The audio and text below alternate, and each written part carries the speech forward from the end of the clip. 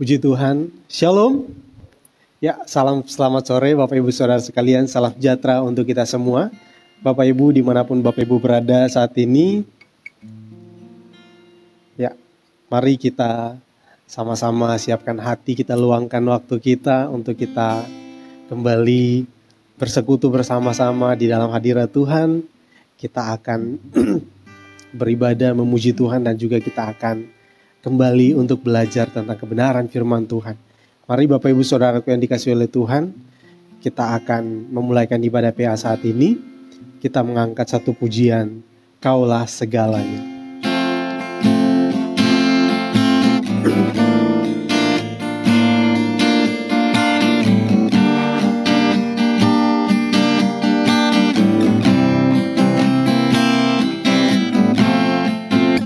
Sama-sama katakan, Kau Bapa yang mengasihi.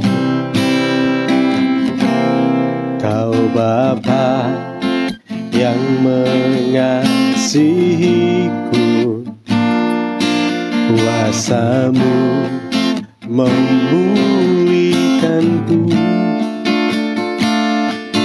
hati yang baru Kau berikan untukku dapat melihat rencana-Mu. Rencana-Mu indah bagiku, Kau ada di setiap jalanku. Hatiku haus dan lapar akan Engkau, Kaulah segalanya. Kaulah segalanya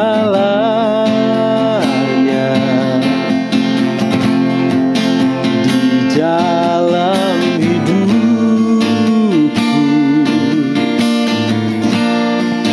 Kerajaan-Mu, kebenaran-Mu, itu bagianku.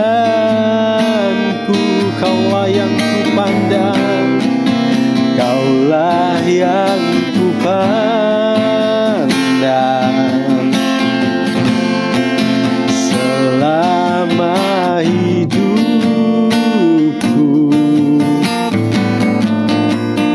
Mengasihi-Mu, memuliakan-Mu, Bapa dan Rajaku. Mari Bapak Ibu kita angkat pujian dari awal. Kau Bapa yang mengasihiku, kuasa-Mu memulihkanku, hati yang baru, hati yang baru Kau berikan untukku dapat melihat rencana-Mu. Rencana-Mu indah bagiku, Kau ada di setiap jalanku. Hatiku haus dan lapar akan Engkau.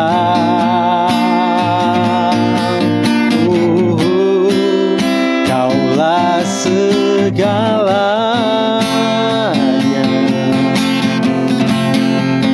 di dalam hidupku.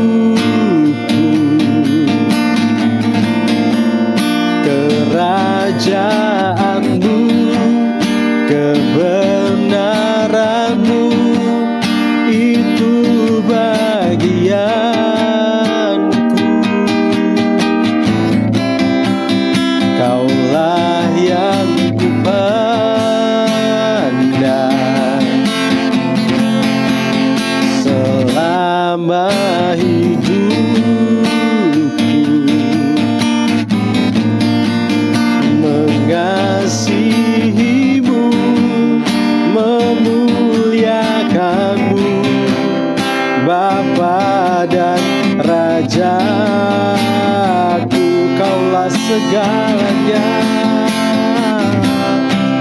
Kaulah segalanya.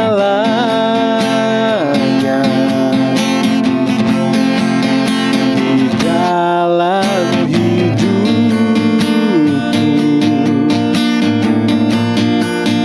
kerajaanmu, kebenaranmu, itu bagianku. Kaulah yang kupandang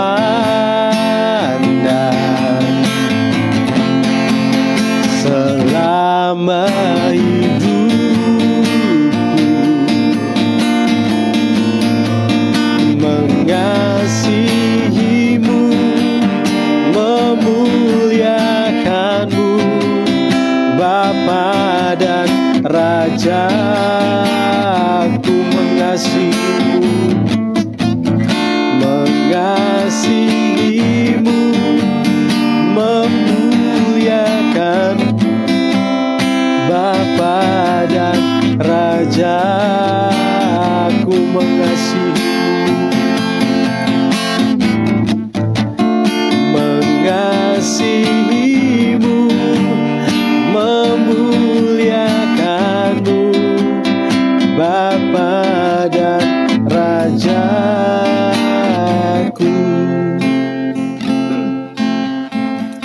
Mari Bapak Ibu, kita satukan hati, kita berdoa. Bapa di surga, terima kasih. Kami bersyukur untuk kasih-Mu yang senantiasa melimpah di dalam kehidupan kami. Terima kasih Tuhan, Engkau Bapa, Engkau Allah yang selalu mengasihi kami, Allah yang tidak pernah meninggalkan kami di dalam keadaan apapun kehidupan kami, di dalam keadaan apapun seluk-beluk hidup kami ini Tuhan. Kami yang senantiasa banyak menyakiti hati-Mu ya Tuhan.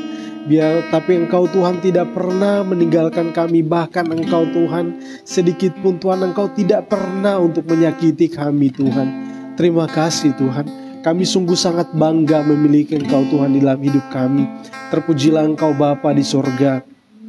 Saat ini ya Tuhan, kami datang kepadamu dengan penuh kerendahan hati kami. Jika Engkau Tuhan, Engkau dapati kesalahan pelanggaran di dalam kami, dengan penuh penyesalan dan kerendahan hati kami Tuhan, kami mohon ampun di hadapan-Mu. Sucikan, layakkan kami ya Bapa. Dan biarlah kami layak untuk memuji, menyembah Engkau Tuhan. Biarlah juga kami layak untuk mendengarkan firman-Mu Tuhan. Sehingga firman yang kami dengarkan itu ya Tuhan, tidak akan berlalu dengan sia-sia di dalam kehidupan kami, melainkan tertanam dan bertumbuh dan menghasilkan buah-buah yang memuliakan nama-Mu Tuhan. Terima kasih ya Bapa. Saat ini ya Tuhan, hamba berdoa untuk seluruh umat-Mu Tuhan, sidang jemaat-Mu GPT Lumajang dan Jatiroto, bahkan anak-anak-Mu Tuhan yang menyaksikan ibadah ini. Biarlah Tuhan Engkau hadir di tengah-tengah mereka. Biarlah Tuhan Engkau memberikan kepada mereka ketekunan. Biarlah Roh-Mu menguasai setiap hati dan pikiran mereka, supaya kami semua beroleh pemahaman yang daripada-Mu ya Tuhan. Terima kasih Tuhan, terima kasih. Hamba berdoa ya Tuhan, Engkau jauhkan segala hal yang mengganggu, yang mencoba untuk merusak konsentrasi kami saat mendengarkan firman-Mu. Di dalam nama Tuhan Yesus Kristus, Tuhan halaukan semuanya itu. Terpujilah nama-Mu ya Tuhan. Saat ini ya Bapa, hamba berdoa khusus untuk hamba-Mu juga yang Kau telah percayakan untuk menyampaikan firman-Mu saat ini. Hamba berdoa dengan penuh kerendahan hati ya Tuhan.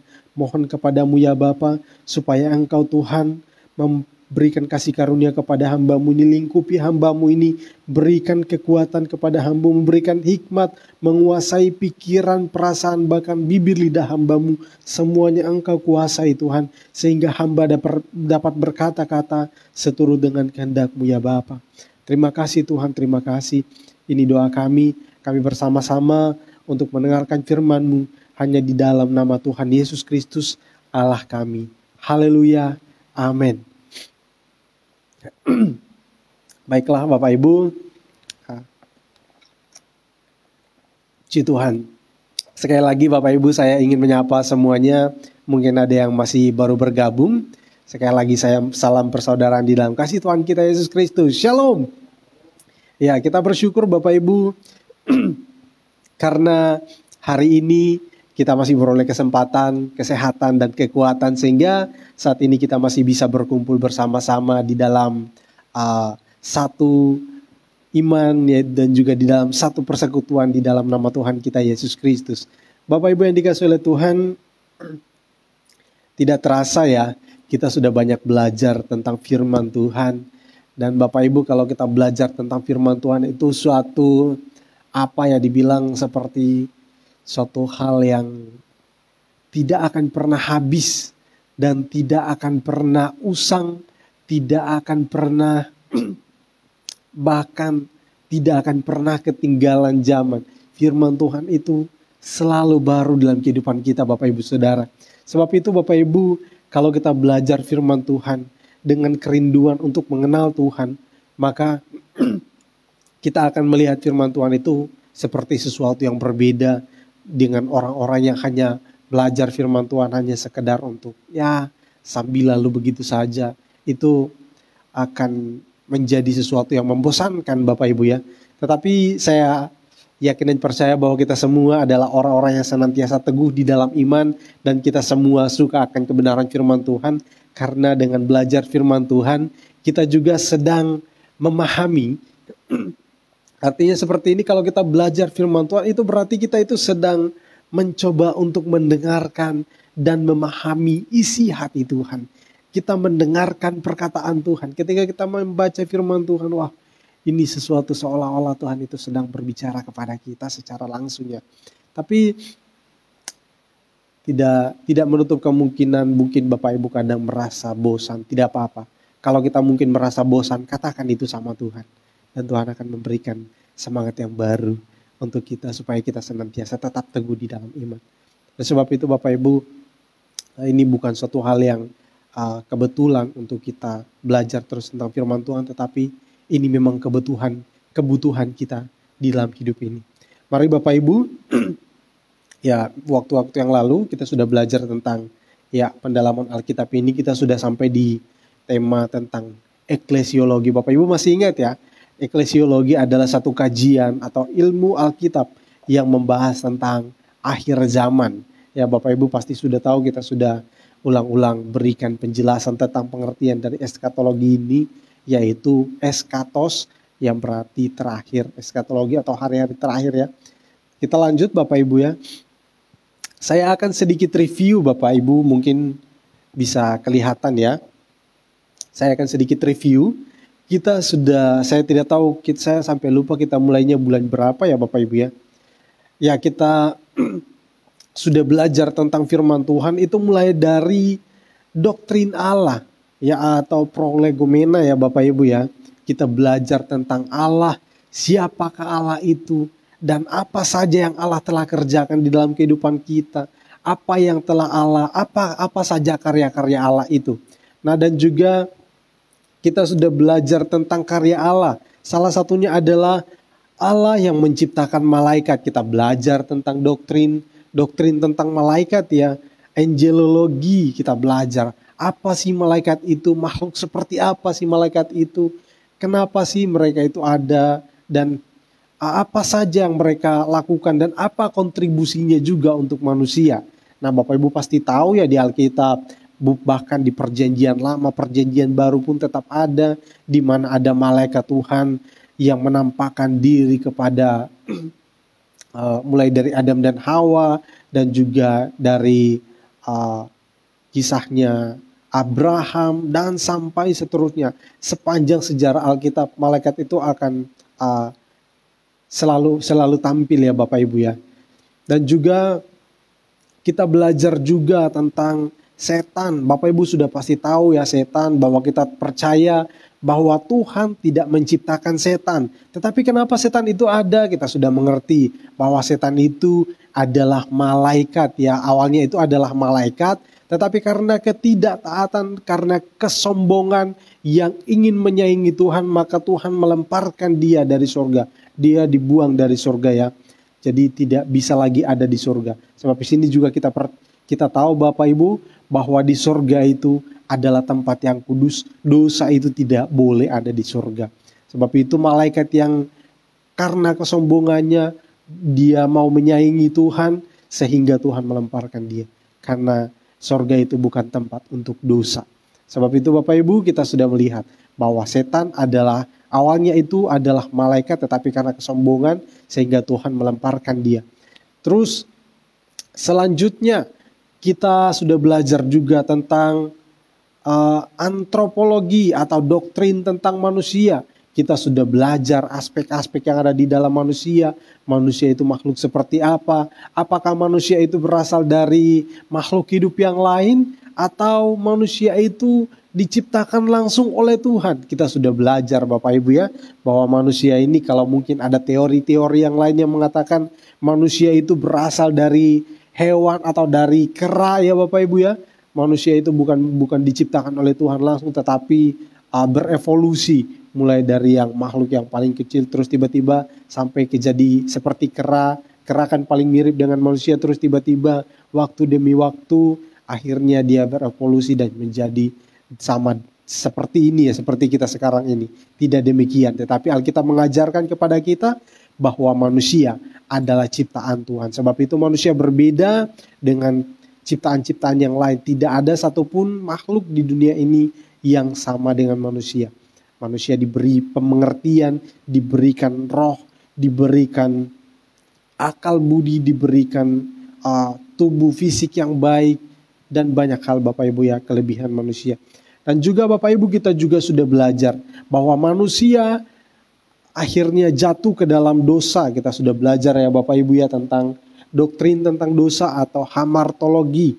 Kita sudah belajar bahwa manusia jatuh ke dalam dosa karena ketidaktaatan kepada Allah, akhirnya mereka jatuh ke dalam dosa. Terus karena manusia ini jatuh sudah berdosa, maka dosa itu akibatnya adalah maut ya Bapak Ibu ya. Dosa itu berakibat maut.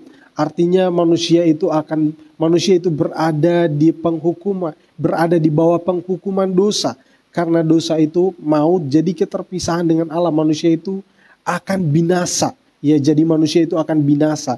Kalau firman Tuhan katakan pada waktu engkau makan buah itu engkau akan mati. Nah, jadi manusia itu mati Bapak Ibu ya ketika jatuh ke dalam dosa. Tetapi di dalam keberdosaan manusia ini, manusia itu tidak mungkin bisa untuk menyelamatkan dirinya sendiri. Sebab itu manusia butuh penolong yang lain ya Bapak Ibu ya. Karena Allah tahu manusia butuh penolong, maka dia memberikan, maafkan ya Bapak Ibu ya.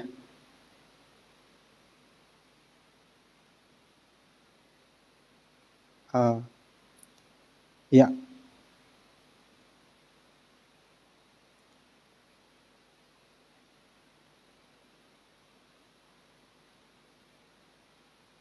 Oke.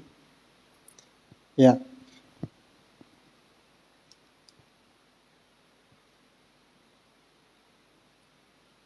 Maaf. Kepencet Bapak Ibu ya.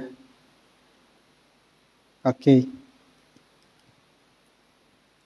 Ya, jadi Allah sangat mengerti bahwa manusia itu membutuhkan keselamatan. Sebab itu kita belajar tentang doktrin keselamatan. Bahwa karena manusia itu tidak bisa menyelamatkan dirinya sendiri. Sebab itu manusia butuh seorang penyelamat. Butuh yang bisa untuk menyelamatkan dirinya. Manusia itu sendiri, yaitu harus dengan manusia, tetapi manusia yang tidak berdosa. Sebab itu Allah memberikan anaknya yang tunggal, yaitu Tuhan Yesus Kristus. Dan kita belajar tentang kristologi setelah keselamatan, yaitu soteriologi. Kita belajar tentang kristologi, yaitu tentang Kristus. Bahwa Kristus adalah satu-satunya juru selamat yang sanggup dan mampu untuk membebaskan manusia dari hukuman dosa. Yang mampu untuk mengalahkan maut. Nah, jadi sebab itu karena manusia tidak ada yang mampu untuk menyelamatkan dirinya, maka Tuhan mengirimkan anaknya yang tunggal, yaitu Tuhan Yesus Kristus, supaya melalui Yesus Kristus kita semua diselamatkan. Dan melalui Kristus Yesus kita semua beroleh kehidupan. Dan Bapak Ibu, seperti tadi saya katakan, di luar Kristus atau ketika kita di dalam keberadaan yang berdosa, maka kita semua di dalam keadaan yang mati seperti kata firman Tuhan. Tetapi melalui Kristus kita beroleh kehidupan. Sebab itu kita dikatakan dilahirkan kembali. di dalam Kristus. Nah, itulah kehidupan yang baru, kehidupan yang ada di dalam Kristus. Terus yang selanjutnya, setelah Kristus menyelesaikan misi penyelamatan, dia kembali ke surga. Tetapi dia berkata dia tidak akan membiarkan kita seperti yatim piatu. Dia akan memberikan penolong yang lain. Bapak Ibu sudah pasti mengerti siapa dia. Yang kita tahu yaitu tentang Roh Kudus. Kita sudah belajar tentang doktrin Roh Kudus atau pneumatologi. Bapak Ibu sudah banyak dengar penjelasan ini, yaitu Roh Kudus itu adalah Roh Allah itu sendiri yang dikirim kepada semua orang percaya yang mau menerima dia sebagai Tuhan dan Juru Selamat. Dan juga Bapak Ibu, kita sudah belajar banyak tentang Roh Kudus ini, di mana Roh Kudus ini berkarya kepada orang-orang percaya untuk menginsafkan dunia akan dosa, untuk berdoa juga bagi orang percaya, sebagai mengajarkan tentang kebenaran dan mengingatkan kita akan kebenaran-kebenaran Tuhan. Banyak hal yang dikerjakan oleh Roh Kudus, termasuk juga dia yang menyatukan umat-umat Tuhan. Dia yang menyatukan semua orang percaya di dalam satu persekutuan yang kita sebut sebagai gereja. Sebab itu kita belajar tentang eklesiologi, yaitu doktrin tentang gereja. Kita sudah belajar banyak, di mana di dalam bagian ini kita belajar bahwa gereja adalah umat Tuhan, di mana di dalam gereja ini kita semua tidak peduli kita dari suku apa, negara mana, kita semuanya satu di dalam Tuhan tanpa memandang suku, bangsa, agama, bahasa, bukan agama ya, tanpa memandang suku, bangsa, bahasa dan hal-hal yang lain, mungkin hal-hal fisik. Tetapi semua, kalau kita satu iman di dalam Tuhan Yesus Kristus, maka kita semua satu di dalam persekutuan, yaitu di dalam gereja ini ya Bapak Ibu ya. Terus yang selanjutnya, pada bagian akhir kita sudah sampai. Di bagian akhir ini Bapak Ibu ya, Bapak Ibu bisa lihat yang paling bawah, yaitu tentang akhir zaman. Di mana segala sesuatu yang ada di dunia ini, ada masanya dan akan berakhir. Pasti akan berakhir. Nah jadi Bapak Ibu, seperti kata firman Tuhan, akan ada masa-masa yang sukar dan lain sebagainya. Kita bisa lihat di dalam firman Tuhan, di mana segala sesuatu yang ada di dunia ini semuanya akan dibinasakan, kecuali orang-orang percaya, mereka yang tetap setia di dalam Tuhan. Mereka akan hidup di dalam kekekalan, di dalam kehidupan kekal bersama dengan Bapa di surga, bersama dengan Tuhan Yesus di dalam kerajaan surga. Nah mari Bapak Ibu kita akan lanjut.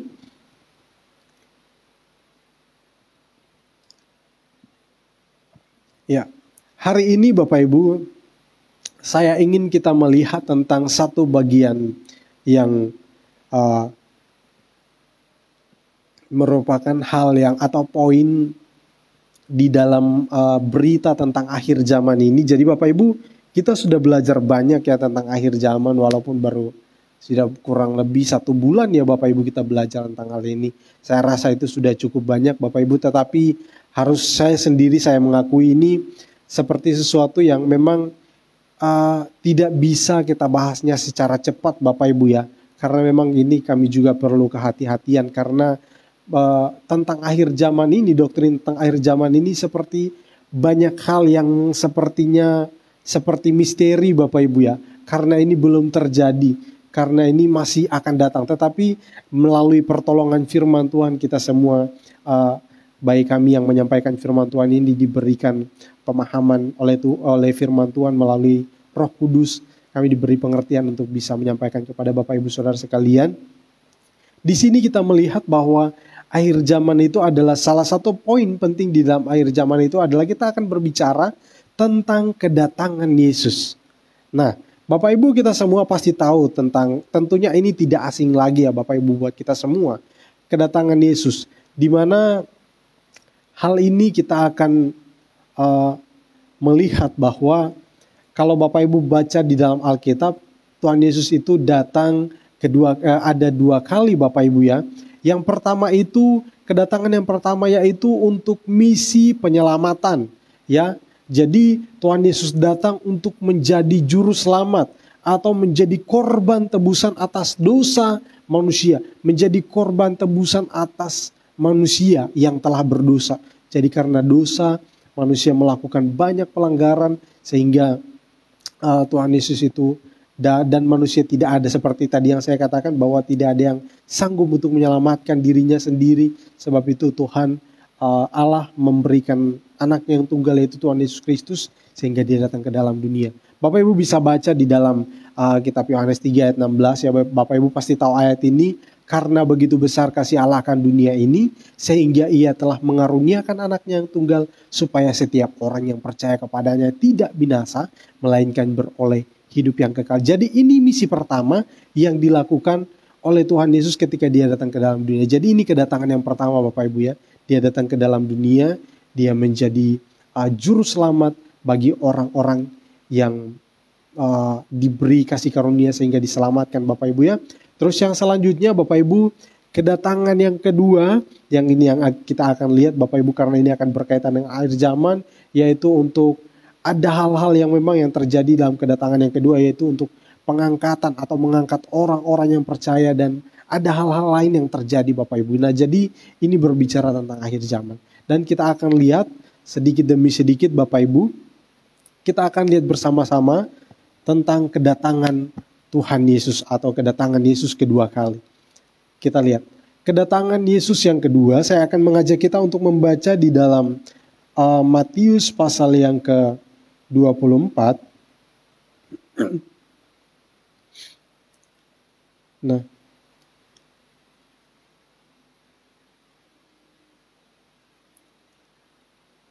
jadi Bapak Ibu, kalau Bapak Ibu dibaca di dalam Matius pasal yang ke-24 ini, itu jelas sekali. Di situ di perikopnya itu sudah dituliskan tentang akhir zaman ya, khotbah tentang akhir zaman. Jadi pasal 24 sampai 25 itu adalah pemberitahuan tentang akhir zaman ya. Jadi Bapak Ibu silahkan baca-baca ini secara lebih luas di rumah. Jadi tapi hari ini kita akan baca saja beberapa bagian saja. Ya.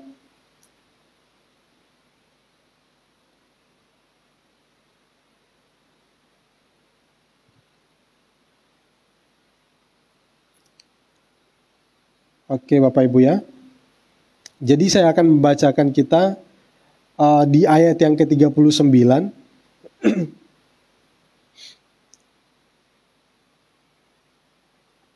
Dan mereka tidak tahu akan sesuatu sebelum air bah itu datang dan melenyapkan mereka semua. Demikian pula halnya kelak pada kedatangan anak manusia. Jadi ini seperti yang dikatakan bahwa ini adalah tentang tanda-tanda akhir zaman. Jadi Bapak Ibu, ini kita sudah belajar banyak di minggu lalu, sudah disampaikan begitu banyak. Dan Bapak Ibu kita akan melihat yang ingin saya katakan kepada kita sekalian. Bapak Ibu juga bisa bandingkan di kitab Markus pasal yang ke-13, lihat di sana juga. Di sini yang ingin saya tekankan adalah bahwa ini merupakan sesuatu kedatangan Kristus yang kedua, itu merupakan sesuatu yang atau peristiwa yang real akan terjadi. Itu benar-benar nyata akan terjadi. Nah, seperti yang kita lihat, coba kita akan baca bersama-sama di dalam kitab Kisah Rasul Bapak Ibu ya. Kisah Rasul pasal pertama ayat yang ke-11. Di sana dikatakan, ini Bapak Ibu pasti tahu peristiwa ini, di mana ketika Tuhan Yesus itu terangkat ke surga, di sana ada murid-murid menyaksikan, mereka memandang terus. Saya akan bacakan mulai ayat yang ke-10. Ketika mereka sedang menatap ke langit waktu ia naik itu, tiba-tiba berdirilah dua orang yang berpakaian putih dekat mereka dan berkata kepada mereka, "Hai orang-orang Galilea, mengapa kamu berdiri melihat ke langit?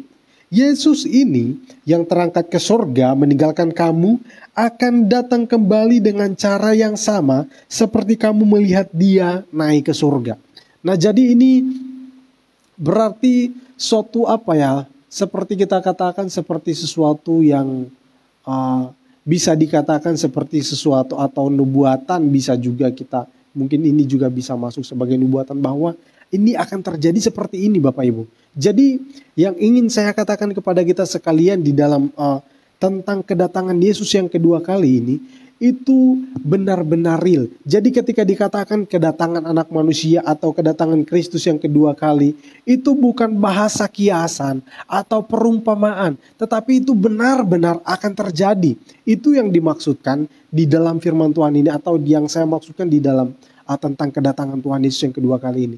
Jadi Bapak Ibu yang dikasihi oleh Tuhan, karena begini Bapak Ibu, ada pemahaman-pemahaman yang lain, ada bahkan ini bukan terjadi di orang-orang yang tidak percaya Tuhan Bapak Ibu, atau bukan di luar orang yang belajar Alkitab Bapak Ibu. Ada pemahaman-pemahaman orang Kristen yang mengatakan bahwa kedatangan Tuhan Yesus itu tidak ada lagi. Sudah selesai di ribuan tahun yang lalu, dan tidak akan ada lagi kedatangan yang kedua. Segala sesuatu yang dituliskan di Alkitab itu semua sudah selesai, tidak akan ada lagi. Nah, tetapi di sini Bapak Ibu kita akan melihat bahwa kedatangan Tuhan Yesus yang kedua ini merupakan satu nubuatan yang belum terjadi saat ini Bapak Ibu. Jadi kita harus tetap percaya kalau Allah yang berjanji melalui firman-Nya, kita sudah baca di dalam Kisah Rasul tadi, dikatakan Yesus yang terangkat ini akan datang dan akan datang kembali dengan cara yang sama seperti kamu melihatnya waktu dia naik. Jadi Bapak Ibu di sini kita percaya bahwa kedatangan Yesus yang kedua ini adalah satu peristiwa yang benar-benar terjadi. Tapi bukan sekarang, kita tidak tahu kapan waktunya, seperti kata firman Tuhan, tidak ada yang tahu. Bahkan malaikat-malaikat pun tidak, bahkan anak pun tidak, hanya Bapa yang tahu. Sebab itu Bapak Ibu Saudara, kita tidak perlu khawatir, kita tidak perlu ragu ketika orang-orang mungkin mengejek ataupun mungkin mengatakan tidak akan ada, tidak perlu takut. Kalau Tuhan Yesus datang Bapak Ibu ya, kalau dia memang mau datang seharusnya dia sudah datang. Ini sampai sekarang kok tidak datang-datang. Nah itu argumen-argumen yang dipakai oleh orang-orang seperti itu Bapak Ibu. Buktinya sekarang tidak datang-datang, keadaan dunia semakin buruk, keadaan orang-orang moral manusia semakin bobrok dan lain sebagainya. Tuhan belum datang-datang kok. Jadi ya mereka hidup sesukanya. Mereka hidup Tuhan itu tidak datang, sehingga mereka berlaku seenaknya. Mereka terus hidup di dalam dosa, terus melakukan hal-hal yang jahat. Semuanya mereka dengan senang hati lakukan. Kenapa? Karena berpikir Tuhan itu tidak datang lagi. Nah ini yang terjadi Bapak Ibu ya. Tetapi kita akan melihat bahwa di sini di dalam firman Tuhan dikatakan bahwa anak manusia, yaitu Tuhan Yesus Kristus, akan datang kembali. Oke, Bapak Ibu bisa terima sampai di sini ya. Terus yang selanjutnya tentang kedatangan Yesus yang kedua ini, di sini kita akan lihat bahwa tidak ada yang tahu waktunya.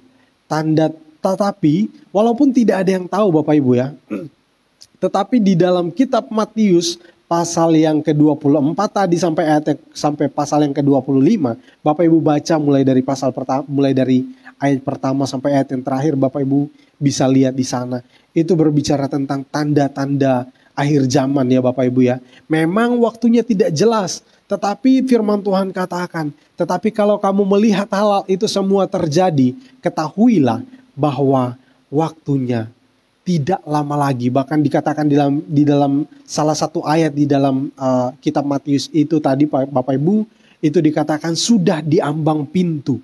Jadi Bapak Ibu sudah sangat dekat. Jadi kita ingat ya, kira-kira Tuhan Yesus itu hidup di 2000 tahun yang lalu. Dia mengatakan sudah di ambang pintu. Itu 2000 tahun yang lalu. Apalagi kita sekarang Bapak Ibu, waktunya sudah sangat panjang dari waktu itu. Kita hitung kurang lebih 2000 tahun Tuhan Yesus berkata demikian. Sekarang kalau dulu dikatakan sudah di ambang pintu, berarti sudah sangat dekat. Apalagi kita sekarang Bapak Ibu, berarti sudah sangat dekat. Jadi Bapak Ibu, hal-hal yang seperti ini bukan berarti kita hamba-hamba Tuhan menyampaikan tentang akhir zaman ini untuk menakut-nakuti Bapak Ibu Saudara sekalian, seperti yang terjadi di beberapa tempat. Dikatakan Tuhan sudah mau datang, ayo siapkan dirimu, ayo semua hartanya dijual dan lain sebagainya, rumah dijual. Akhirnya Tuhan Yesus tidak datang juga, mereka berada di dalam kemelaratan. Nah jadi Bapak Ibu yang dikasihi oleh Tuhan, kita lihat bahwa waktunya tidak ada yang tahu, tetapi tanda-tandanya itu jelas. Tetapi Bapak Ibu, di sini kita melihat apa yang masih saat ini masih Kita hidup seharusnya kita tetap hidup di dalam kebenaran. Kita tetap hidup di dalam iman kita kepada Tuhan. Apapun yang diberikan Tuhan kepada kita untuk bisa kita lakukan, mari kita tetap sama-sama untuk melakukan kehendak Tuhan. Mari Bapak Ibu ya, tetap senantiasa untuk berjaga-jaga. Karena waktunya tidak lama lagi. Kedatangan Tuhan Yesus yang kedua adalah suatu peristiwa yang nyata seperti kata firman Tuhan, bukan sesuatu yang hiasan ataupun perumpamaan yang sehingga membuat kita itu ini tidak akan terjadi, itu hanya gambaran-gambaran saja. Itu bukan sesuatu yang real. Ini real Bapak Ibu ya. Dan inilah kalau Bapak Ibu mulai timbul kebingungan di hati Bapak Ibu, di pikiran Bapak Ibu, bahwa kita mulai bingung. Tuhan Yesus itu nanti datang gak ya? Tuhan Yesus itu nanti benar-benar datang lagi gak ya? Atau sebenarnya itu sudah terjadi di waktu-waktu yang lalu, sehingga membuat Bapak Ibu lemah di dalam iman, sehingga hidup dengan sesuka hati tanpa memperhatikan firman Tuhan, tanpa melakukan hal-hal yang tidak sesuai dengan firman Tuhan, tidak masalah. Nah, tapi Bapak Ibu, dari firman Tuhan ini kita melihat bahwa ketika kita sudah mulai merasa kabur seperti itu, saya tekankan kepada kita sekalian, itu adalah cara setan untuk menarik kita. Karena seperti ini Bapak Ibu, setan itu sebenarnya tidak bisa berbuat apa-apa, tetapi dia terus berusaha mengkaburkan atau mengaburkan tentang Kristus, tentang firman Tuhan. Semuanya dia berupaya untuk mengaburkan tentang firman Tuhan. Sehingga Bapak Ibu, tidak jarang kita temukan kesesatan, kita temukan orang-orang yang berbalik iman.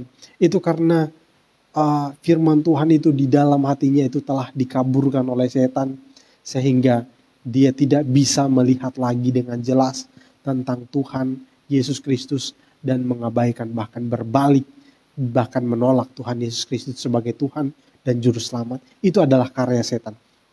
Sebab itu Bapak Ibu, tetap teguh, tetap kuat, supaya jangan sampai ada yang melemahkan iman kita, mengaburkan firman Tuhan dari hati dan pikiran kita. Tetap terus maju Bapak Ibu ya.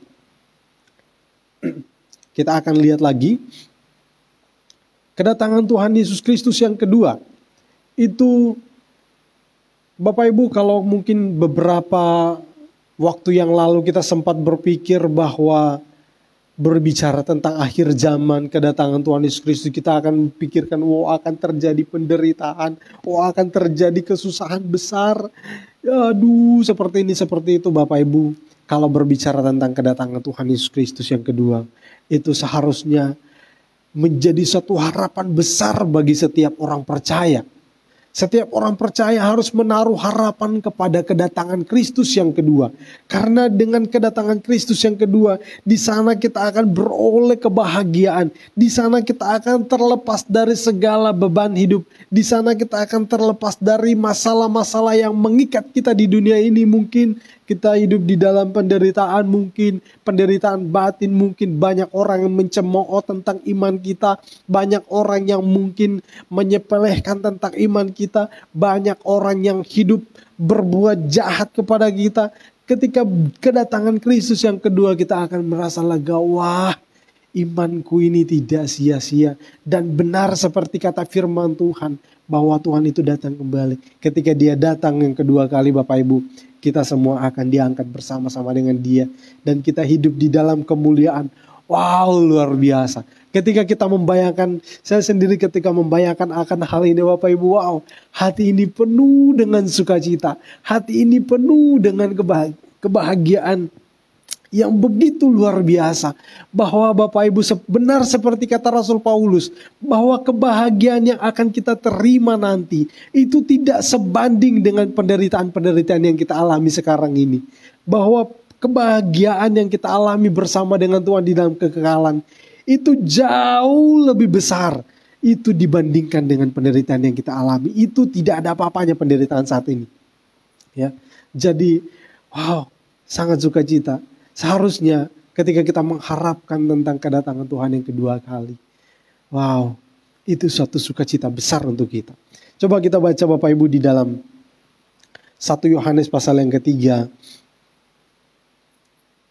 1 Yohanes 3 ayat 2 sampai ayat yang ketiga. Saya akan bacakan untuk kita sekalian. Saudara-saudaraku yang kekasih, sekarang kita adalah anak-anak Allah, tetapi belum nyata keadaan kita kelak. Apa keadaan kita kelak? Akan tetapi kita tahu bahwa apabila Kristus menyatakan dirinya, kita akan menjadi sama seperti Dia. Sebab kita akan melihat Dia dalam keadaannya yang sebenarnya. Terus yang selanjutnya, setiap orang yang menaruh pengharapan kepadanya akan menyucikan dirinya sama seperti Dia adalah suci. Jadi Bapak Ibu, ini suatu hal yang luar biasa. Jadi ketika kita mengharapkan tentang kehidupan yang kekal bersama-sama dengan Allah, inilah hal yang paling penting dalam kehidupan kita. Bukan kita hanya seolah-olah untuk mengharapkan kebahagiaan itu Bapak Ibu, tetapi hal yang paling penting di mana kita itu bisa bertemu dengan Tuhan kita, Yesus Kristus secara langsung Bapak Ibu ya. Itu adalah hal yang sangat luar biasa. Yang selama ini kita rindukan. Yang selama ini kita senantiasa sanjung-sanjung. Yang senantiasa mungkin selama ini menjadi primadona di dalam kehidupan kita. Oh Tuhan Yesus Kristus yang kita bangga-banggakan. Dia adalah Tuhan dan Juru Selamat. Dia yang senantiasa ini kita katakan di dalam doa kita. Terima kasih Tuhan. Engkau adalah Allah yang menjaga kehidupanku. Terima kasih Tuhan. Engkau adalah Allah yang memberkati kehidupanku. Tetapi kita tidak melihat. Seperti kata firman Tuhan, berbahagialah mereka yang percaya sekalipun tidak melihat. Tetapi pada waktu itu Bapak Ibu, kedatangan Tuhan yang kedua kali, kita akan melihat Dia Bapak Ibu secara langsung. Ini satu hal yang sangat luar biasa Bapak Ibu ya. Dimana kita bisa melihat Tuhan kita, Yesus Kristus, idola kita, yang kita bangga-banggakan selama ini sebagai Tuhan dan Juru Selamat Bapak Ibu ya. Jadi Bapak Ibu di sini sebab itu saya katakan kepada kita bahwa ketika kita kedatangan Tuhan Yesus Kristus itu yang kedua, maka itu juga itu kan belum terjadi untuk saat ini. Maka di saat-saat ini Bapak Ibu, marilah seperti di ayat yang tadi, setiap orang yang menaruh pengharapan itu kepadanya menyucikan dirinya, menyucikan diri sama seperti Dia yang adalah suci. Jadi Bapak Ibu, ini merupakan suatu himbauan kepada kita di masa-masa kita menantikan tentang kedatangan Tuhan Yesus Kristus itu yang kedua kali. Maka kita harus mempersiapkan diri, hidup di dalam kesucian seperti kata firman Tuhan. Jangan ada noda supaya kita itu benar-benar layak di hadapan Tuhan. Sebab itu Bapak Ibu yang dikasihi oleh Tuhan, tetap kuat, tetap semangat. Karena ini suatu hal yang sangat luar biasa Bapak Ibu. Seharusnya ini kalau kita menantikan tentang kedatangan Tuhan yang kedua, itu kita hidup di dalam sukacita. Kita tahu bahwa Tuhan akan kembali Bapak Ibu ya. Inilah yang dirasakan oleh gereja mula-mula Bapak Ibu ya. Mereka tahu bahwa Tuhan itu akan datang. Mereka betul-betul mengerti tentang apa yang dikatakan oleh Tuhan Yesus Kristus. Bahwa Dia akan datang kembali. Tuhan Yesus Kristus itu akan datang kembali lagi untuk menjemput orang-orang yang percaya, sehingga mereka itu tidak peduli lagi. Mereka mau menderita, mereka mau dianiaya, mereka mau dihukum mati, mereka mau diapakan saja, asalkan itu untuk Tuhan Yesus, mereka rela.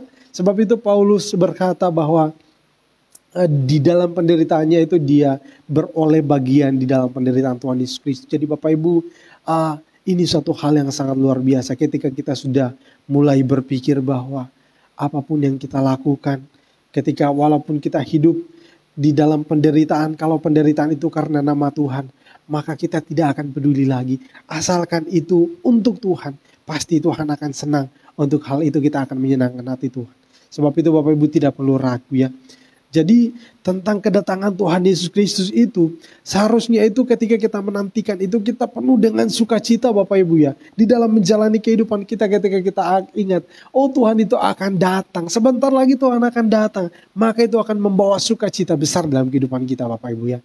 Menguatkan kita. Sebab itu firman Tuhan katakan bahwa ketika kita menaruh pengharapan di dalam Tuhan Yesus Kristus, kita tahu bahwa Dia itu akan datang kembali. Kita mengharapkan akan kedatangannya kembali. Itu memberikan kita sukacita yang besar Bapak Ibu ya. Jadi ketika kita mengharapkan kedatangannya yang kedua kali, maka hidup kita akan senantiasa kuat di dalam Tuhan. Menjalani hidup yang tidak tahu seperti apa dan bagaimana hari esok. Kita belum mengerti, yang pasti kita tahu bahwa Tuhan akan datang kembali. Amin Bapak Ibu ya. Terus yang selanjutnya kita lihat bahwa kedatangan Tuhan Yesus Kristus seharusnya kita nantikan dengan sukacita, seperti yang Bapak Ibu bisa baca di dalam Titus pasal yang kedua ayat yang ke-13. Kita bandingkan dengan Ibrani pasal yang ke-9. Ya, di ayat-ayat yang terakhir Bapak Ibu saya akan bacakan untuk kita semua. Ya. Sama seperti manusia yang ditetapkan untuk mati hanya satu kali saja dan sesudah itu dihakimi. Demikian pula Kristus satu kali saja mengorbankan dirinya dan untuk menanggung dosa banyak orang. Sesudah itu ia akan menyatakan dirinya sekali lagi tanpa menanggung dosa untuk menganugerahkan keselamatan kepada mereka yang menantikan Dia. Wow, luar biasa. Jadi keselamatan kita ini memang kita tahu kita sudah diselamatkan. Tetapi ini kan sesuatu yang belum kita lihat Bapak Ibu ya. Jadi itu akan terbukti ketika Tuhan Yesus itu datang. Kita selamat dari apa? Yaitu kita selamat dari maut. Dan itu akan terbukti ketika kedatangan Tuhan Yesus itu yang kedua kali. Orang-orang yang tidak hidup, orang-orang yang tidak mau menerima Dia, itu artinya menolak keselamatan, berarti mereka akan dibinasakan Bapak Ibu ya. Dan kita yang menerima Tuhan Yesus Kristus, keselamatan kita itu akan nyata Bapak Ibu. Bahwa Tuhan yang kita sembah, Tuhan Yesus Kristus itu benar-benar satu-satunya Tuhan dan Juru Selamat. Jadi Tuhan Yesus datang kembali yang kedua itu bukan untuk mengorbankan dirinya lagi Bapak Ibu, dikatakan dalam firman Tuhan ini. Bukan untuk berkorban untuk yang kedua kali, tetapi untuk menyatakan keselamatan kepada mereka yang menantikan Dia. Jadi Bapak Ibu sangat luar biasa. Kita menantikan Tuhan itu tidak sia-sia, tetapi membawa sukacita besar buat kita sekalian. Jadi Bapak Ibu, dari firman Tuhan ini kita bisa melihat banyak hal tentang kedatangan Yesus yang kedua. Itu suatu hal yang sangat luar biasa. Sebab itu Bapak Ibu, namun harus kita akui di dalam penantian kita, di dalam masa-masa penantian ini, begitu banyak hal yang akan terjadi dalam kehidupan kita. Kita tidak tahu akan hari esok. Tetapi Bapak Ibu, banyak hal yang tidak pasti, bahkan hidup kita, kondisi keadaan hidup kita, bahkan keadaan ekonomi yang begitu bergejolak, keadaan dunia yang begitu bergejolak, naik turun, dan sebagainya. Itu mungkin sedikit akan mengaburkan iman kita, tetapi Bapak Ibu, jangan sampai kita melupakan Tuhan. Ketika kita mulai lemah, mari kita datang kepada Tuhan. Jadi ketika kita ketika kita berada di dalam kehidupan yang tidak karu-karuan ini Bapak Ibu, hanya satu pegangan kita yang paling kuat, yaitu berpegang kepada Tuhan, berpegang kepada kebenaran firman Tuhan. Banyak orang bisa menipu kita, banyak orang yang datang dengan banyak cara setan untuk mempengaruhi kita, untuk memudarkan iman kita. Tetapi kalau kita sungguh-sungguh berpegang kepada kebenaran firman Tuhan, apapun caranya, apapun modelnya untuk mengelabui kita, kalau kita sungguh-sungguh berpegang kepada kebenaran firman Tuhan, tidak akan menggoyahkan iman kita. Amin Bapak Ibu. Jadi tetap kuat di dalam firman Tuhan, supaya kita tidak mudah untuk diombang-ambingkan oleh dunia ini. Kita lanjut Bapak Ibu. Ya. Di dalam firman Tuhan kita akan melihat di dalam kitab Matius pasal yang ke-24, ya, ayat yang pasal yang tadi ya, ayat yang ke-27 saya akan bacakan.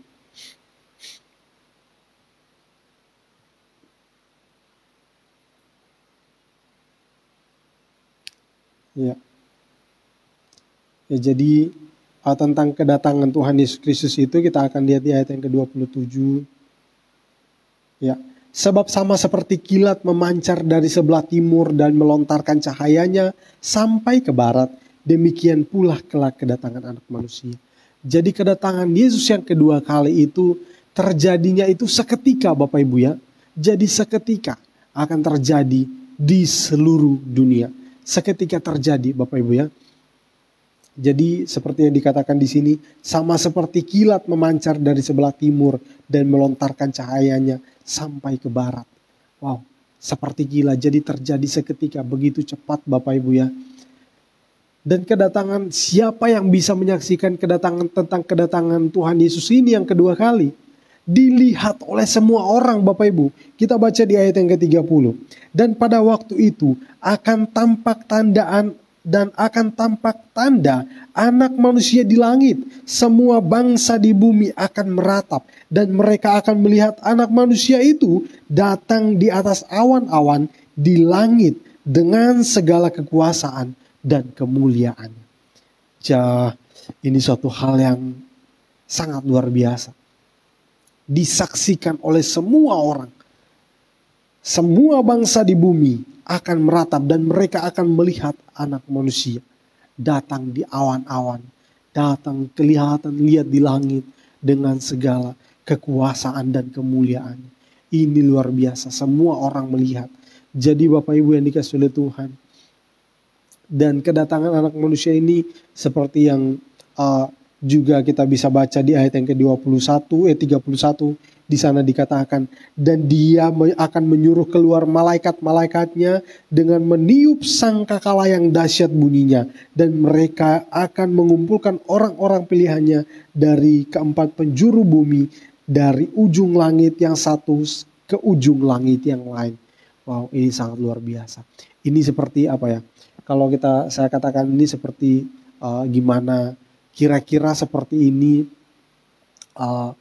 peristiwa tentang kedatangan Tuhan Yesus Kristus. Jadi datang di awan-awan. Ketika dia datang disaksikan oleh semua orang. Terus tiup trompet, malaikat-malaikat disuruh meniup sangkakala. Semua orang mendengar. Dan orang-orang yang percaya dari ujung bumi sampai ke ujung, semuanya dikumpulkan menjadi satu.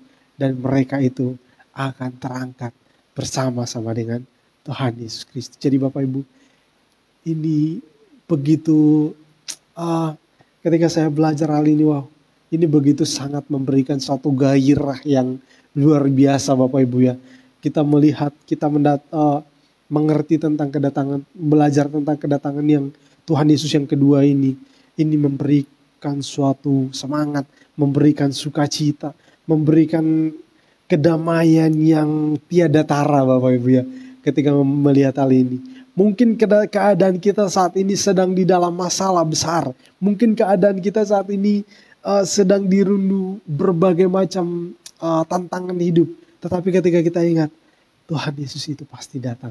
Tuhan Yesus itu akan, ketika dia datang, maka kita ini akan beroleh satu kebahagiaan yang tiada tara. Mungkin saat ini kita menderita. Kita lihat, penderitaan ini kalau kita baca tentang kedatangan Tuhan Yesus Kristus, kebahagiaan orang-orang yang bersama dengan Tuhan Yesus Kristus di dalam kekekalan itu, bandingkan dengan penderitaan yang kita alami saat ini. Ternyata penderitaan ini begitu kecil, tidak dapat dibandingkan dengan kebahagiaan yang nanti kita akan alami itu jauh lebih besar dibandingkan dengan penderitaan yang saat ini kita alami. Jadi Bapak Ibu, kita bersyukur. Harusnya dengan belajar hal ini Bapak Ibu, kita melihat hal ini, membuat kita itu semangat dan terus mengucap syukur kepada Tuhan. Terima kasih. Dan Bapak Ibu, kalau kita melihat tentang firman Tuhan ini, maka kita akan senantiasa bergairah ya.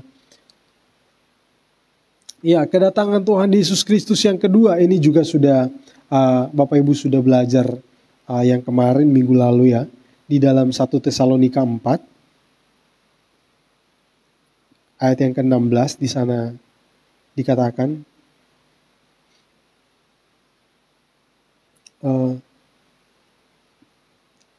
sebab pada waktu tanda diberi, yaitu pada waktu penghulu malaikat berseru dan sangkakala Allah berbunyi, maka Tuhan sendiri akan turun dari sorga dan mereka yang mati dalam Kristus akan bangkit lebih dahulu.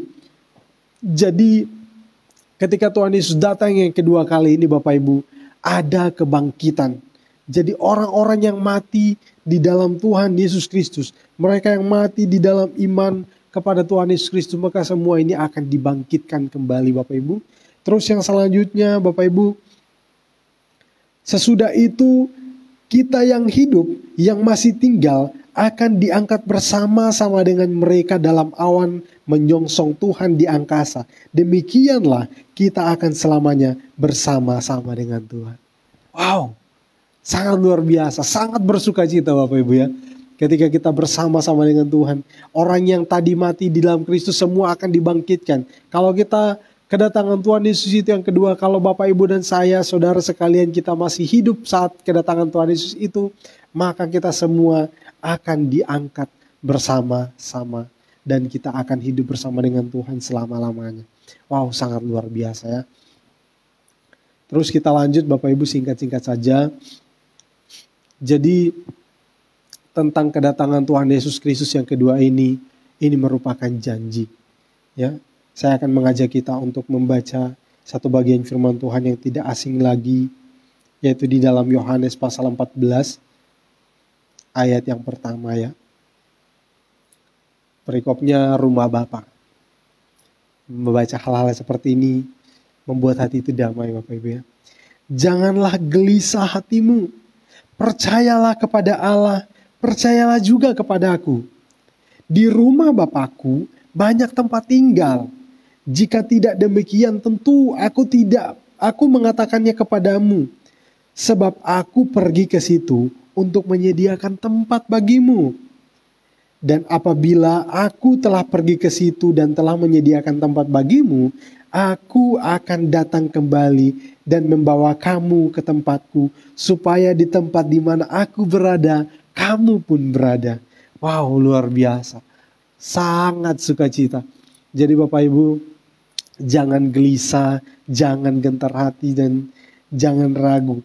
Ini adalah janji Tuhan Yesus Kristus kepada setiap orang-orang yang percaya, bukan hanya untuk murid-murid pada waktu itu, tetapi ini juga firman ini berlaku untuk kita sekalian. Bapak Ibu Saudara sekalian, jangan takut, jangan gelisah, percaya saja kepada Tuhan Yesus Kristus. Apapun yang dikatakan oleh firman Tuhan, kita percaya dan kita lakukan itu, ya. Jangan ragu. Sebab itu dikatakan, kalau mungkin Bapak Ibu Saudara sekalian saat-saat ini mungkin kita berada di dalam kebimbangan, mari kita lihat kembali firman Tuhan. Firman Tuhan katakan, janganlah gelisah hatimu, percayalah kepada Allah dan percayalah juga kepada aku. Jadi ini merupakan janji Tuhan Yesus Kristus. Ayat yang ketiga dikatakan, dan apabila aku pergi ke situ, aku sudah menyediakan tempat, kira-kira seperti itu. Tempat itu sudah ada, sudah disediakan untuk kita. Aku akan datang kembali membawa kamu ke tempatku, supaya di tempat di mana aku berada, kamu pun berada. Jadi Bapak Ibu, jangan kita ragu. Mungkin orang mengatakan Tuhan Yesus itu tidak akan datang lagi. Tuhan Yesus itu kedatangan Tuhan Yesus itu tidak akan pernah terjadi. Jangan gelisah Bapak Ibu ya. Tetap percaya. Kalau Tuhan itu datang, mungkin kenapa ini sudah beribu-ribu tahun. Sampai sekarang dia kok gak datang-datang. Kok terjadi firman Tuhan itu kok gak terjadi. Sudah gak usah dinantikan. Jangan gelisah Bapak Ibu. Tetap percaya. Percayalah kepada Allah. Karena Bapak Ibu, kalau kita baca banyak hal yang terjadi di perjanjian baru, itu merupakan penggenapan apa yang dinubuatkan di dalam perjanjian lama. Jadi dari sini kita bisa menyimpulkan bahwa Allah itu tidak pernah berdusta ketika ia berjanji. Sebab itu kita melihat di dalam firman Tuhan bagian ini dikatakan, percayalah kepada Allah, kepada Allah dan percayalah juga kepada aku. Jadi apa yang dikatakan, apabila aku pergi ke situ dan telah menyediakan tempat bagimu, aku akan datang kembali membawa kamu ke tempatku. Ini adalah janji Tuhan. Percaya akan janji ini, maka kita akan senantiasa kuat Bapak Ibu ya. Kalau Tuhan berjanji, dia pasti akan menggenapi, dan itu akan merupakan satu kepastian. Pasti dia akan datang kembali. Jangan ragu. Kalau orang-orang mengaburkan iman kita, tetap percaya, tetap teguh. Ingat firman Tuhan ini, dia pasti akan kembali. Yang selanjutnya Bapak Ibu, ini bagian yang terakhir untuk kita saat ini. Pelajaran yang bisa kita ambil dari pelajaran tentang kedatangan Tuhan Yesus yang kedua kali ini. Jadi Bapak Ibu, Kedatangan Yesus yang kedua kali ini bukan untuk menakut-nakuti kita. Kalau kita masih takut akan kedatangan Tuhan Yesus Kristus, Bapak Ibu, saya katakan kepada kita sekalian dengan tegas, mari kita cek kembali iman kita. Kalau kita masih takut akan akhir zaman, mari kita cek kembali akan iman kita. Berarti mungkin masih ada sesuatu yang salah di dalam iman kita. Kalau kita takut akan kedatangan Tuhan Yesus Kristus, maka semuanya akan berakhir. Ini dan itu bagaimana, ini bagaimana, itu bagaimana, ini nanti selanjutnya bagaimana. Mari, berarti masih ada yang salah dengan kita. Masih ada yang salah dengan iman kita kepada Tuhan. Sebab itu Bapak Ibu, ketika dikatakan kedatangan Tuhan Yesus yang kedua kali, seharusnya itu merupakan suatu sukacita yang besar kepada kita. Yang harus kita lakukan adalah kita harus senantiasa setia ya. Seperti yang dikatakan di dalam pembacaan kita tadi, Matius pasal yang ke-24. Matius 24 ayat yang ke-13, Bapak Ibu ya. Tetapi orang yang bertahan sampai pada kesudahannya akan selamat. Sebab itu Bapak Ibu, kalau kita tidak bertahan di tengah jalan kita gugur, maka itu seperti Bapak Ibu baca di dalam Matius pasal 24 itu sampai 25, Bapak Ibu akan temukan di mana Tuhan itu memberikan kepada malaikat itu untuk seperti menyortir, seperti disortir ya, dipilih mana yang benar-benar orang yang umat pilihan Tuhan atau mana orang yang tidak sungguh-sungguh di dalam Tuhan. Mereka yang sungguh-sungguh bertahan di dalam sampai kepada kesudahannya, mereka itulah yang akan selamat. Kalau kita tidak sungguh-sungguh, maka kita pasti akan gugur. Terus yang selanjutnya Bapak Ibu, kita tidak perlu takut Bapak Ibu ya. Tidak perlu takut ya, seperti tadi saya katakan. Kalau kita masih takut ya, maka ada yang salah dengan kita. Sebab di dalam firman Tuhan yang baru saja kita baca di dalam Yohanes tadi, bahwa jangan gelisah hatimu. Percayalah kepada Allah dan kepada aku. Jangan takut Bapak Ibu ya. Tuhan Yesus akan datang dan memberikan keselamatan, menyatakan keselamatan kita. Yang paling penting kepada kita adalah kita juga harus senantiasa siap sedia. Jadi kapanpun Tuhan datang, kita siap. Jangan sampai ketika Tuhan datang, kita belum beres, masih ada dosa-dosa yang belum beres, masih ada sesuatu yang belum beres dengan Tuhan. Jadi kita hidup di dalam dosa. Jadi jangan sampai itu terjadi. Sebab itu Bapak Ibu, artinya selalu siap sedia, artinya kita juga harus senantiasa memperhatikan kehidupan kita. Apakah ada sesuatu yang masih belum beres dalam kehidupan kita? Ada enggak dosa-dosa yang belum kita minta ampun kepada Tuhan ya. Jadi Bapak Ibu yang dikasihi oleh Tuhan, mari kita senantiasa melihat kepada diri kita, bahwa supaya ketika Tuhan datang, Dia mendapati kita di dalam kesetiaan kita. Terus yang selanjutnya Bapak Ibu, tetaplah bersuka cita di dalam pengharapan kita di dalam Kristus. Seperti yang dikatakan di dalam Roma pasal yang ke-12 ayat yang ke-12, di sana dikatakan, bersukacitalah di dalam pengharapan, bertekunlah di dalam doa dan saya akan bacakan saja Bapak Ibu, sedikit lupa. Roma 12 ayat yang ke-12. Bersukacitalah dalam pengharapan, sabarlah dalam kesesakan, dan bertekunlah di dalam doa. Jadi Bapak Ibu, apapun kondisi kita saat ini, ataupun mungkin apapun yang menjadi keadaan kita saat ini, tetaplah bersukacita di dalam pengharapan kita akan di dalam Kristus ya Bapak Ibu ya. Tentang kedatangannya yang kedua kali, kita bersukacita dan mengharapkan hal itu ya Bapak Ibu ya. Kalau mungkin banyak orang tidak menginginkan akan kedatangan Tuhan Yesus yang kedua kali. Mereka Kristen, mereka percaya kepada Tuhan Yesus Kristus, mengaku cinta Tuhan, tetapi mereka tidak mengharapkan akan kedatangan Tuhan yang kedua kali. Maka itu sekali lagi saya tekankan, ada yang salah di dalam iman mereka. Nah, jadi Bapak Ibu, ketika mengatakan tentang kedatangan Tuhan Yesus yang kedua kali, maka itu seharusnya menjadi sukacita kita.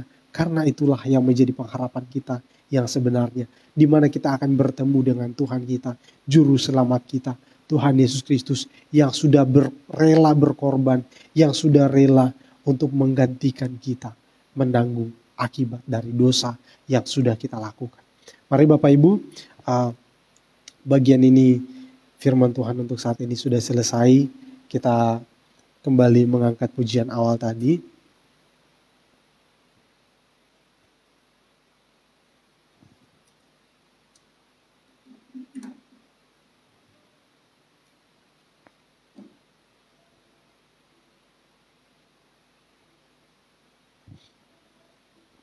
Ya.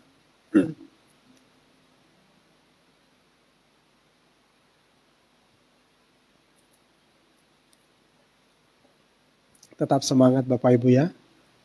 Mungkin saat-saat ini kita mengalami kondisi hidup yang tidak begitu menguntungkan mungkin. Percaya ada Tuhan. Sama-sama kita katakan pujian ini. Kau Bapa yang mengasihi.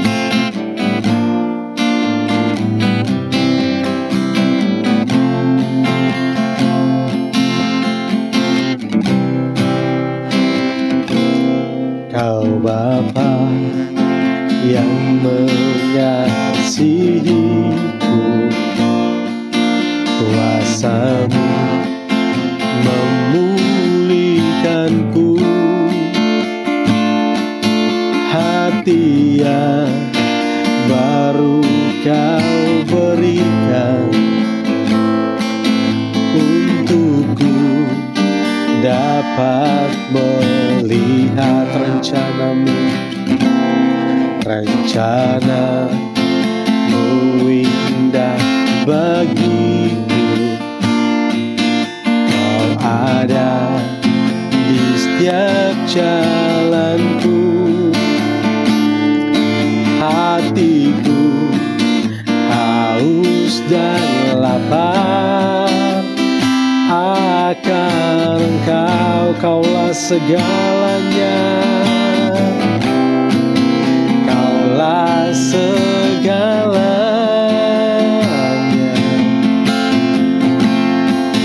di dalam hidupku. Kerajaan-Mu, kebenaran-Mu, itu bagianku.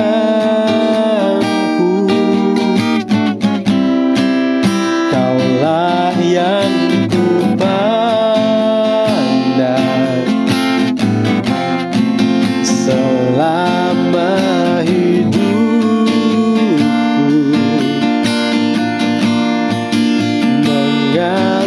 Mengasihi-Mu, memuliakan-Mu, Bapa dan Rajaku. Kaulah segalanya, Kaulah segalanya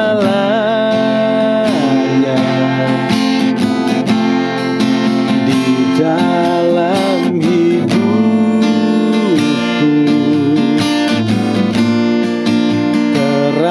Kerajaan-Mu, kebenaran-Mu, itu bagianku.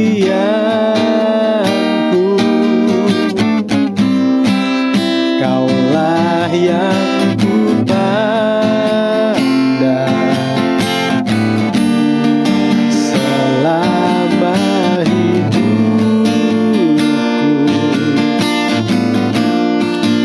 Mengasihi-Mu, memuliakan-Mu, Bapa dan Rajaku.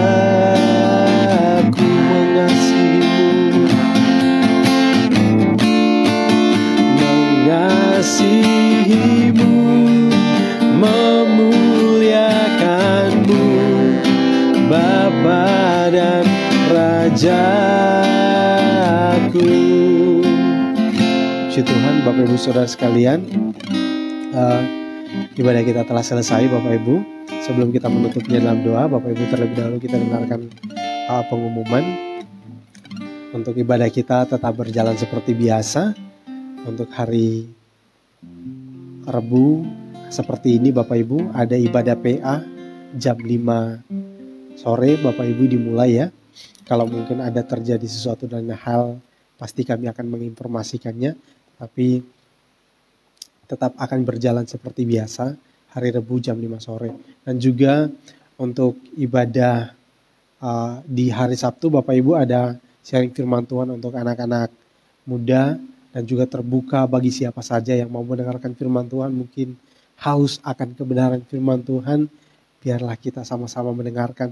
Dan juga di hari Minggu kita akan kembali dengan ibadah raya kita Bapak Ibu jam 8 pagi. Dan setelah ibadah raya kita akan ada ibadah untuk anak-anak sekolah minggu Bapak Ibu ya. Jadi untuk anak-anak sekolah minggu sekali lagi kami tekankan, mereka adalah satu item penting di dalam gereja. Mereka ini adalah generasi-generasi gereja kita di masa depan. Dan bukan hanya gereja, bahkan generasi bangsa. Mari kita didik mereka takut akan Tuhan sejak dari dini. Jadi Bapak Ibu, seperti itulah untuk jadwal ibadah selama 1 minggu kita ya. Dan juga Bapak Ibu, mari kita tetap terus mendoakan untuk pembangunan gereja kita Bapak Ibu ya. Mari kita sama-sama mendoakan supaya Tuhan senantiasa turut campur tangan dalam segala sesuatu sehingga semuanya bisa berjalan dengan lancar. Sebab itu Bapak Ibu tetap semangat dan jangan lupa Bapak Ibu mungkin seperti yang kita dengarkan di berita-berita sosial media akhir-akhir ini, hari-hari ini mungkin dikatakan bahwa COVID-19 kembali meningkat, tetapi Bapak Ibu tidak perlu takut, tidak perlu khawatir, kita hanya perlu jaga diri dan segala sesuatu yang kita lakukan, mari kita tetap ikuti protokol kesehatan dan tetap jaga kesehatan kita, istirahat, makan, minum kita atur juga dan kita juga olahraga ya Bapak Ibu supaya tetap stamina-nya tetap kuat. Makan juga minum suplemen-suplemen untuk meningkatkan daya tahan tubuh ya Bapak Ibu ya. Mari Bapak Ibu, kita akan akhiri ibadah kita saat ini, kita akan menutupnya di dalam doa. Kita berdoa. Bapa di surga, terima kasih untuk penyertaan-Mu dalam sepanjang ibadah kami saat ini. Kami bersyukur untuk firman-Mu yang telah kami dengarkan dan terima kasih juga hamba bersyukur karena Tuhan sudah membukakannya untuk kami semua. Hamba juga menyadari begitu banyak keterbatasan di dalam berkata-kata, tapi hamba yakin dan percaya Tuhan akan berbicara kepada mereka, umat-Mu Tuhan yang menyaksikan ini, berbicara lebih jauh lagi supaya mereka mendapatkan pemahaman yang lebih lagi ya Tuhan. Terima kasih Tuhan, kami bangga akan Engkau ya Bapa. Terpujilah Engkau ya Tuhan, terima kasih. Saat ini ya Tuhan kami akan mengakhiri ibadah ini ya Tuhan. Hamba tetap memohon kepadamu, biarlah Tuhan Engkau yang senantiasa menyertai setiap umat-Mu Tuhan. Kami yang ada di tempat ini yang melayani Engkau Tuhan. Bahkan seluruh sidang jemaat-Mu Tuhan, jemaat GPT Lumajang, jemaat GPT Jatiroto, maupun anak-anak-Mu Tuhan yang menyaksikan ibadah ini. Biarlah berkat-Mu Tuhan senantiasa melimpah atas kehidupan kami semua. Biarlah kemurahan-Mu Tuhan akan senantiasa melimpah atas kami semua. Mohon kepadamu Tuhan untuk senantiasa memberikan, melimpahkan kesehatan dan kekuatan kepada kami. Melimpahkan kepada kami kekuatan dan sukacita, damai sejahtera senantiasa melimpah di dalam kehidupan kami. Anak-anak-Mu Tuhan saat ini yang mungkin butuh pertolongan, mereka saat ini yang sedang berada di dalam kesusahan, hamba berdoa di dalam nama Tuhan Yesus Kristus, Tuhan bukakan jalan keluar, Tuhan berikan hikmat kepada mereka, Tuhan berikan kekuatan kepada mereka yang saat-saat ini mengalami kelemahan tubuh mungkin ya Tuhan. Engkau Tuhan berikan kesembuhan kepada mereka yang mengalami beban berat, Tuhan Engkau berikan kelegaan kepada mereka, kekuatan kepada mereka ya Tuhan. Terima kasih ya Bapa. Saat ini hamba berdoa untuk mereka saat-saat ini yang sedang berada di dalam pekerjaan mereka. Hamba berdoa di dalam usaha mereka Tuhan. Biarlah Tuhan Engkau juga turut campur tangan di dalam segala sesuatu yang mereka kerjakan dan usahakan ya Tuhan. Berikan hikmat kepada mereka untuk dapat mengelola segala sesuatunya dengan baik, untuk dapat melakukan pekerjaannya dengan baik. Saat-saat ini mereka yang di dalam pendidikan, hamba berdoa di dalam nama Tuhan Yesus Kristus, kiranya hikmat, kepintaran dari Allah, kecerdasan dari Tuhan melimpah di dalam kehidupan mereka. Berikan semangat kepada mereka untuk di dalam menempuh pendidikan, berikan semangat untuk belajar ya Tuhan, supaya mereka akan tampil sebagai anak-anak Tuhan yang benar-benar berbeda dengan orang-orang yang tidak mengenal Tuhan. Terima kasih Tuhan, terima kasih. Hamba berdoa ya Tuhan, Apapun yang sedang digumuli untuk anak-anak-Mu Tuhan di hari-hari ini, apapun yang sedang dirindukan oleh anak-anak-Mu di hari-hari ini ya Tuhan, hamba berdoa di dalam nama Tuhan Yesus Kristus, kiranya Tuhan Engkau dengarkan doa mereka. Jawab itu Tuhan, jika itu sesuai dengan kehendak-Mu ya Bapa. Kami berdoa di dalam nama Tuhan Yesus Kristus, biarlah apapun yang mereka rindukan, jika itu memang butuh waktu dan butuh proses, Tuhan kiranya tetap memberikan semangat dan kekuatan kepada mereka untuk tetap terus kuat di dalam iman kepada Engkau Tuhan. Jangan hanya karena hal itu mereka meninggalkan Tuhan. Terima kasih Tuhan, tetap kuatkan umat-Mu ya Tuhan. Di dalam nama Tuhan Yesus Kristus, biarlah iman kami tetap kuat di dalam Engkau ya Bapa. Terpujilah nama-Mu Tuhan. Saat ini kami akan bersama-sama mengakhiri ibadah kami. Kami mengucap syukur di dalam satu nama, yaitu di dalam nama Tuhan kami Yesus Kristus Allah kami yang hidup. Haleluya, haleluya, amin. Puji Tuhan. Bapak Ibu Saudara sekalian, ibadah kita telah selesai. Tuhan Yesus memberkati kita semua. Shalom.